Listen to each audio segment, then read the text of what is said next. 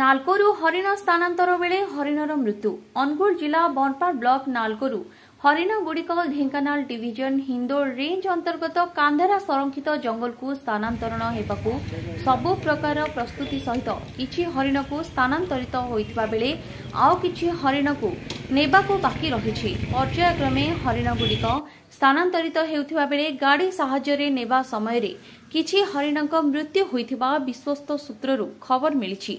सेहीपरि नालको स्थित deer park रे मध्य खाइबाकू न दे गोटिए हरिण को मारी देइछंती नालको कर्तृपक्ष। एहाकू लुचाइबाकू सबु प्रकार चेष्टा चलाइथिला नालको। मृत्यु हरिण को गोटिए बस्ता साहाय्य घोड़ाई रखिबा सह एक कोणरे फिंगी देइथिला, जहाकू नेई एबे हरिण मानक भविष्यत कौन हेबो से नेई चिंतारे पशुप्रेमी।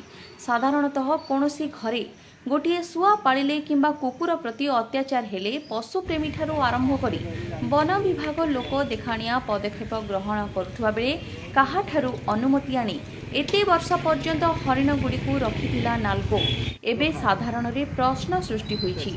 वन विभाग सहित मिसी हरिण को मारिबाकू सबु प्रकार चेष्टा करुनाही तो नालको कर्तृपक्ष। तेबे ए सबु घटना को नहीं आम प्रतिनिधि नालकोर उद्यान विभागर दायित्व रे थिबा अधिकारी प्रदीप कुमार मलिंग को पचारिथिले मध्य से किछि जानि नाहंती कि तांको पाखरे हरिण मृत्युर खबर नथिबा कहउतबा बेले सबु दायित्व ढेंकानाल वन विभागर बोली सफेई देछंती। Bureau report the news Odisha.